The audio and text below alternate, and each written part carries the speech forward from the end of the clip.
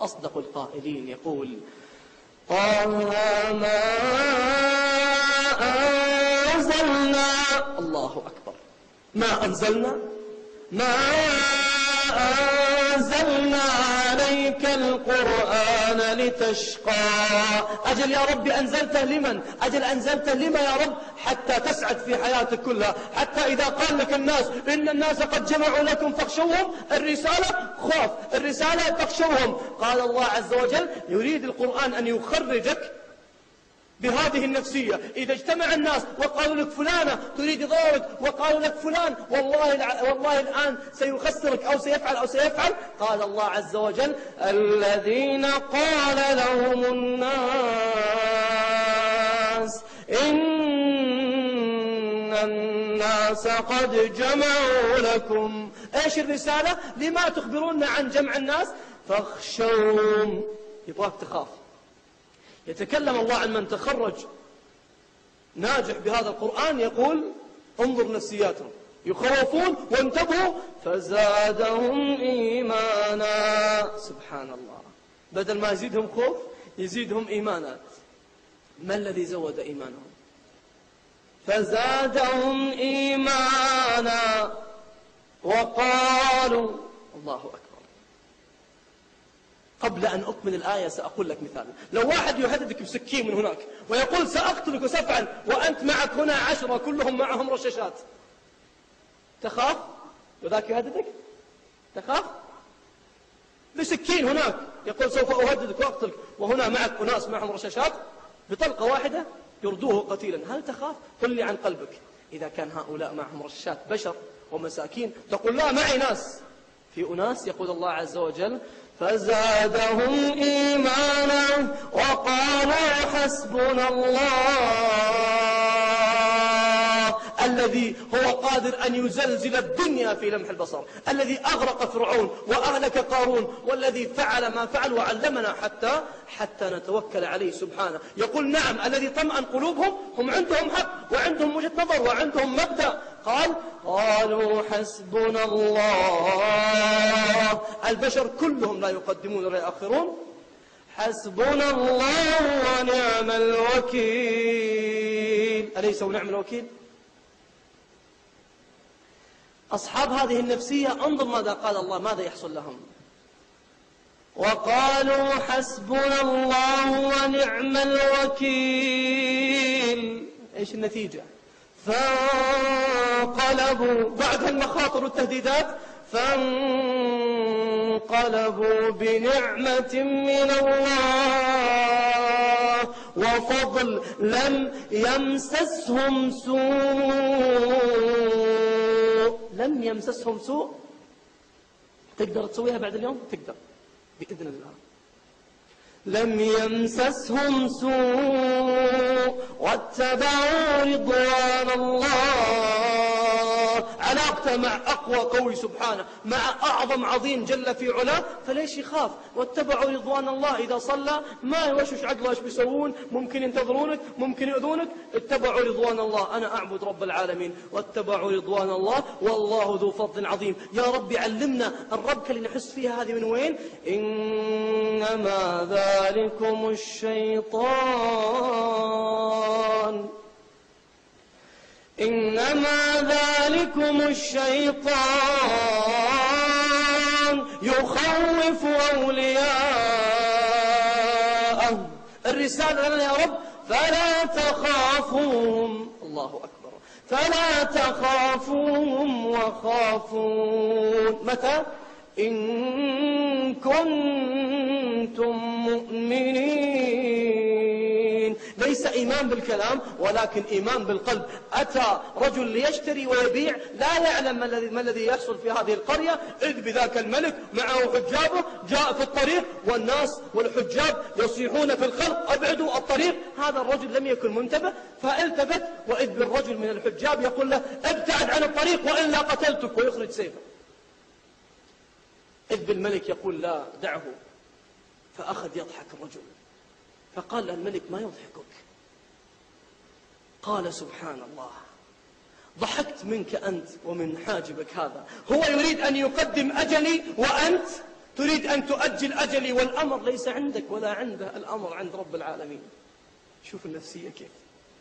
يقول هذا يقول الحين بقتلك، والثاني يقول لا خلها شوي، والأمر فإذا جاء أجل لا يستقدمون ساعة ولا يستأخرون. شوف الاطمئنان، عارف أن يوم لن يتقدم ولن يتأخر. تعال وانظر إلى الظروف اللي أعطاك إياها الله سبحانه وتعالى في القرآن. انظر كيف وصف لك الأشخاص، وانظر كيف وصف لك الظروف التي حولهم. حينما تقرر دولة من الدول أن تهلك رجل، دولة تقرر أن تهلك رجل، يقول لك الله عز وجل نعم كان القرار أن يهلك هذا الرجل.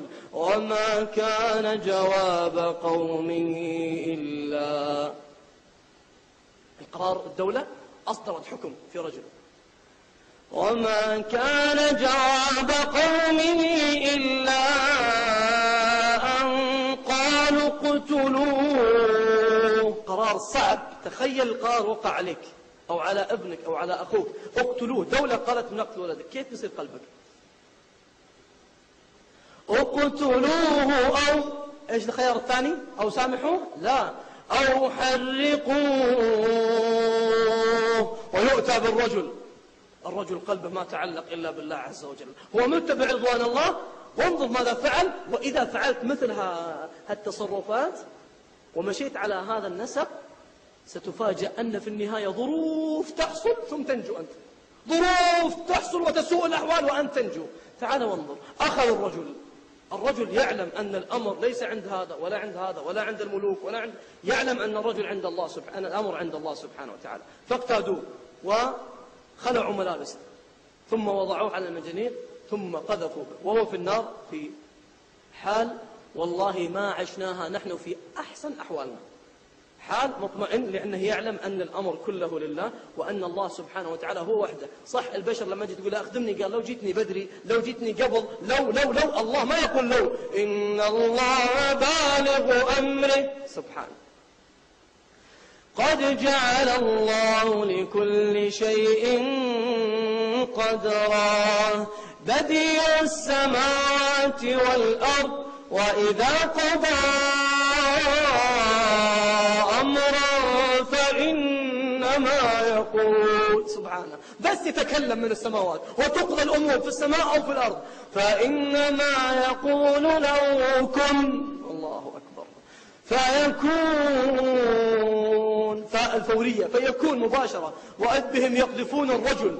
المفاجأة ليست في قذف الرجل، المفاجأة في من جاء في نصف الحادثة والرجل يهوي في النار قبل أن يصلها، نار تلتقط الطير من السماء وهو في الطريق يأتيه جبريل له 600 جناح كما جاء في البخاري، بطرف جناح يجتث، يعني ما أرسل له الله واحد قال أساعدك، لا، أرسل له أقوى ملك ذي قوة عند ذي العرش مكين، قال اذهب واعرض على إبراهيم قل له تبغى مساعدة. يعلم الله قلب إبراهيم. بطرف جناح يجتث 4 قرى لقوم لوط بمساكنها. ايش المخلوق هذا الذي يحفر الأرض بجناحه ثم يجتث القرى والمزارع والمساكن والجبال على طرف جناح، فجعلنا عليها سافلها، فيقول له يا إبراهيم. الآن إبراهيم يراه يقول ألك من حاجة تريد أن أخسف بهم الأرض بطرف جناح؟ إبراهيم ما تعلق قلبه إلا بواحد، لن تقنعه بأي أحد، ما تعلق قلبه إلا بواحد. هذه اللغة لا يعلمها إلا من ذاقها، ولا كنا نسمعها في القرآن. ما تعلق قلبك. طيب المسألة ثواني الآن، يعني المسألة ما فيها تفكير بأشوف، وهذا جاء يقول لك أنا يعرض عليك، قال منك فلا ولكن من الله فنعم، حسبي الله. يقول النبي عليه السلام في البخاري أنه قال حسبي الله ونعم الوكيل.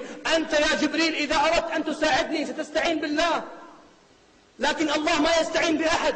أنت إذا أردت أن تساعدني لابد أن تأخذ إذن من الله عز وجل، الله لا يأخذ إذن من أحد. أنت الذي خلقك هو الله، فأنا أعرف الذي خلقك، حسبي الله ونعم الوكيل. قالوا طيب الناس بس جبريل أسرع، جبريل قريب، هذا فهمنا. الله عز وجل أقرب من جبريل وهو الذي خلقه. قال حسبي الله. تظن الكلمات هذه لما هزت أبواب السماوات قال الله عز وجل قلنا يا نار كوني بردا، ما تكفي، كوني بردا وسلاما على إبراهيم. الظروف السيئة اللي حول إبراهيم إيش صار فيها؟ أصاب منها شيء؟ لم يمسسهم سوء فلا تخاف البشر وما أمرنا إلا واحدة. ما هي سرعتها يا رب؟ كلمح بالبصر، تلمح عينك الله يأمر، أقوى وأسرع من أمرك. تخيل حبيبي الغالي قبل أن يقوم أخونا،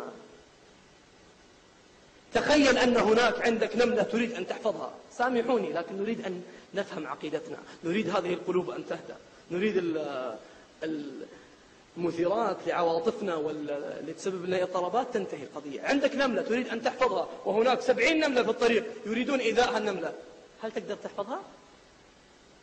تقدر تحفظها؟ تقدر. بماء صب عليها تضيع، صح؟ بس أنت تنام، لو نمت قد تهلك هذه النملة. الله لا إله إلا هو الحي القيوم لا تأخذه سنة ولا نوم.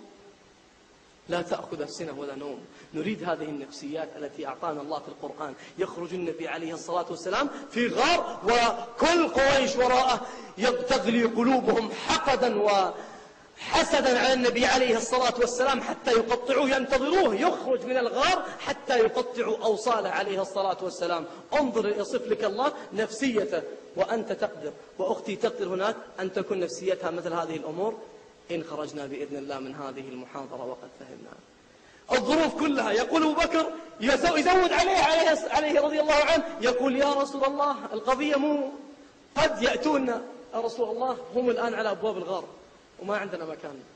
يا رسول الله لو أن أحدهم اطلع على موضع قدمه لرأى رجلي ورجلك يقطعونها.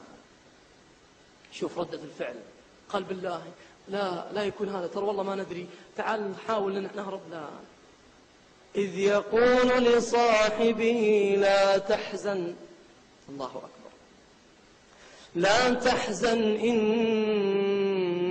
الله معنا. الله أكبر.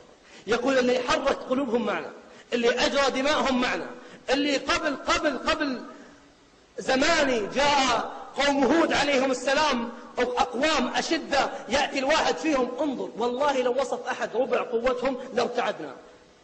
يأتي الرجل فيهم عند الجبل، يصف لك الله عز وجل إيش يفعل، يمر عند الجبل ما يترك الجبل حتى ينخر الجبل بيده.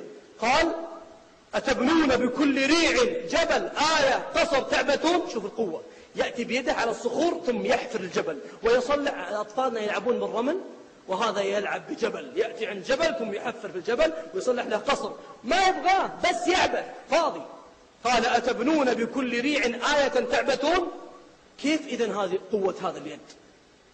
هذه اليد. جاءوا لهود عليه السلام وشوف الظروف كيف، كل القرآن كذا، كل الظروف ضدك، لكن إذا كانت علاقتك مع الله صح ما يهمك كل الظروف، شياطين إنس جن سحرة، لا يرتعد قلبك ولا يضطرب فؤادك. قالوا يا هود إن نقول إلا اعتراك بعض آلهتنا بسوء فبدأوا يستهترون فيه. قال إني أشهد الله، أعظم موقف لك يوم تقرر التوحيد وتتكلم عن الله سبحانه وتعالى. قال إني أشهد الله واشهدوا أني بريء مما تعبدون من دونه فكيدوني جميعا. يا هود هؤلاء يد الواحد تخرق جبل. شوف الموضوع، موضوع مو سهل، مو 5 أجسامهم، لا يخرق الجبل. قال كيدوني جميعا، يريد أن يرسل رسالة لكل الناس. ما الذي في قلبه؟ يريد أن يرسل رسالة لكل الناس أن من تخافونهم هم أقل من قومي، فكيدوني جميعا ثم لا تنظرون. لا تخليني الغد، اليوم. ما هي القوة التي عندك يا هود؟ كيف تجاب هؤلاء لو أن أحد اخترق صدرك بيده؟ يا هود هؤلاء يقول الله عنهم وإذا بطشتم جبارين. الله يصفهم بهالقضية. قال فكيدوني جميعا ثم لا تنظرون إني، شوف القوة، إني توكلت على الله الذي هو قادر أن ينسفكم في لحظة. يقول لهم قادر قادر أن ينسفكم مع أجسادكم. قال إني توكلت على الله ربي وربكم ما من دابة إلا هو آخذ بناصيتها إن ربي على